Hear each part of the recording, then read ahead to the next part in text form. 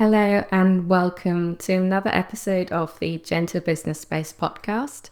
I'm Fabi. I'm a virtual assistant, systems expert and coach, and I support other female business owners to create a business that helps them grow without burning out. And today I want to talk about a topic around capacity.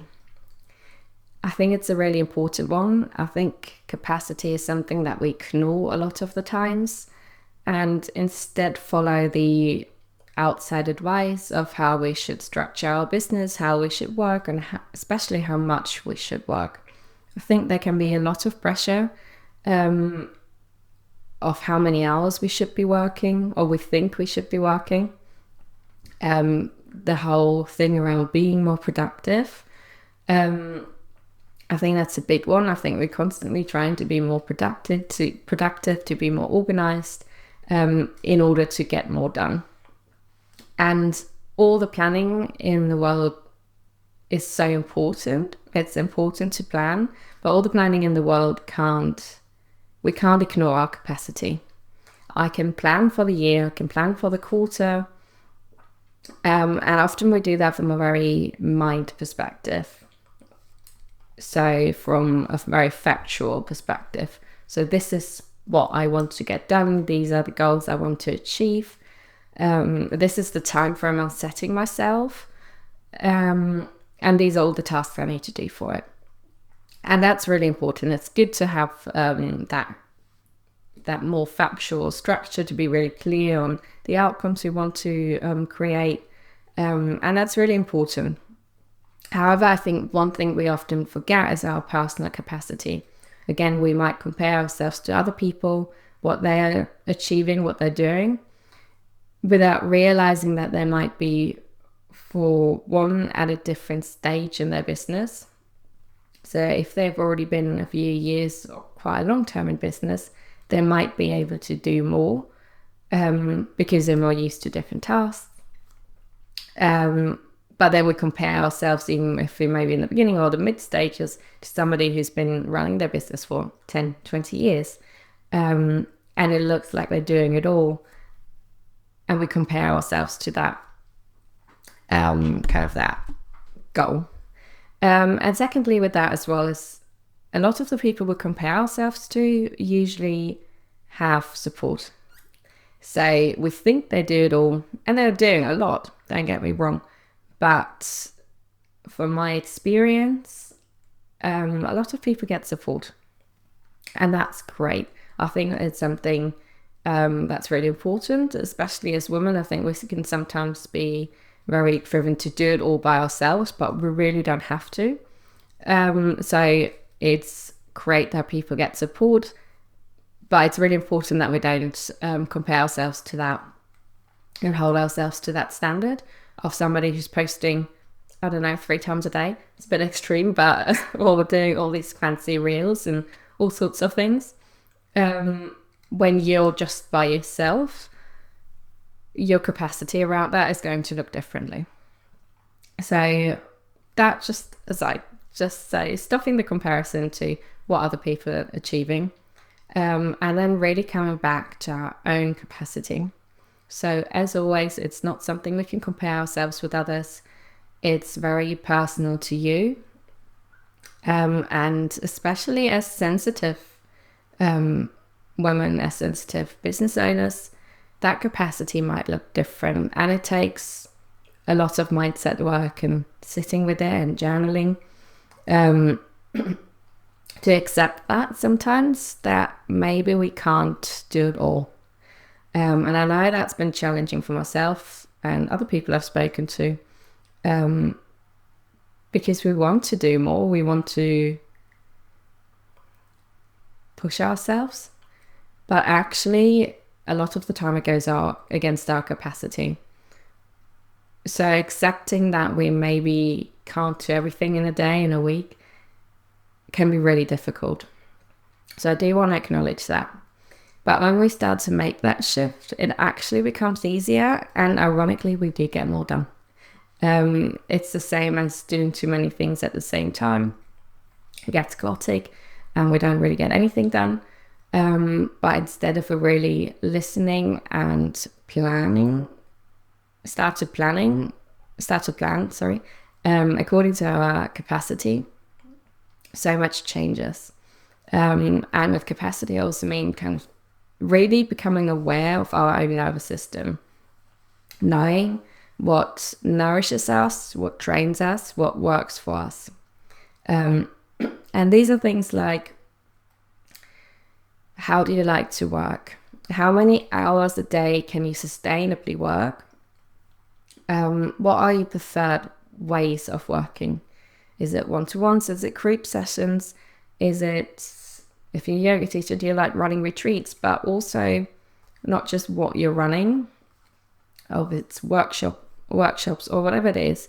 So for one, it's what are you running? Does that work with your capacity? Is it something that works for you? But also, do you need space before and afterwards to rest and restore, to have some breathing space, to fill up again, basically? Because a lot of the time what we do, as I said, we plan with our mind. So we may, I don't know, put in 5 one-to-one clients because you have technically the time, or book retreats one after another, or multiple workshops, or, we fill our calendar because the space is technically there, but we forget our own capacity of how we need to nourish ourselves before and after, how it depletes us personally. So that's something we can start looking at when we're planning. So yes, we can start planning with our mind. We can start, putting these things in. I want to launch this course. I want to have that many one-to-one clients. Excuse me. And at the beginning, it's going to be a little bit trial and error. Really noticing what works for you, what doesn't. Does that actually work with my capacity? What if I have a bad day on that day? Because that's all part of it. So really taking that emotional, energetic kind of piece into it, because otherwise we keep pushing ourselves, we kind of keep going past our capacity, and that is our kind of slow path, sometimes very fast path to burnout. So taking that into consideration might be a great first step. And that can start very gently on a daily basis, noticing how you're feeling, how you're doing that day, and what your to-do list looks like. And I think one thing with that as well, so we have capacity in the space of that kind of emotional capacity, our nervous system capacity, but also capacity with things we have to do outside of our business. And again, I think it's something we often ignore. But our life and our business aren't separate. So I can plan a launch, or I can plan a new course, or anything like that. Or how many clients I technically like to have that month. But maybe there's a holiday planned. You want to take some time off. Or maybe you'll have a loved one that you're caring for. Or maybe you know that after running a certain event, you need time to rest. Maybe you're unwell yourself. There's so many things. Maybe you have children to look after. So we have to consider these things. We can't just plan our business and ignore all of that. And that means that we then, in those spaces, sometimes have to adjust our capacity of how much we can actually work. So we don't set ourselves up to failure, because on the mind level, it might be, no, it's fine, I'm going to push through, I can do it. But actually it comes to it, and then you're distracted. You're not really there because actually you won't have the time properly off, for example. But you end up kind of half working, half being, half taking time off and not really fully committing to it. And occasionally that might be the case, and that's fine. But long term, we want to consider those things outside of our work and how it might affect our capacity whilst we're working, and how much we can actually get done and achieve. So basically, it's really about reducing our workload so much more and making what we're doing more focused. Because when we take that into consideration. Maybe we're only setting one goal for the month instead of 5. But we're really focusing on that and actually moving forward with it without burning out. We're really dedicating time slots to it because we actually looked at our calendar and noticed, okay, I have, 3 slots of an hour that I can work on this project. Let's see what I can get done in that time, instead of having 20 tasks that we need to push into all of those spaces. So sometimes it's about adjusting our workload, how much we want to put out, how much content we want to put out, for example, how much time for delivery we have available. So let's say this podcast, it's very common to usually have a weekly podcast episode. And yes, that might be good for growth. But I knew I didn't have the capacity for that with delivering client work, doing my virtual assistant work, setting up websites, other projects I'm working on, and my coaching clients and other things that I would like to do. So that's the delivery part, plus the marketing side of my business. I knew I wouldn't have the capacity to record weekly podcast episodes and accordingly edit them and share them. So I opted for 2 weekly, and that works for me at this stage of my business. Maybe at some point things shift in my business where I won't be so much in delivery mode and have more space to do weekly episodes. But I'm open to that. I'm open to changing that and going along with my capacity. So far, I've noticed this works much better for me. I know I would be stressed doing weekly episodes and knowing that I then would feel like I'm failing because I can't keep up with it. So it's that sometimes we do set ourselves up for failure because we expect so much from us, which isn't realistic within our capacity and within realistic timeframes that we have available. And I think one thing that's really important here as well is that once we're aware of our capacity, our nervous system, how we like to work. So it always starts with that nervous system, that awareness of testing a little bit. Does this work for me? Does that not work for me? How many hours a day does feel right? I've tried to keep pushing myself past a certain amount of hours off, especially delivery time, and obviously other things come on top of that. And I might be able to do that for a day, but then I got really moody and I just didn't enjoy it.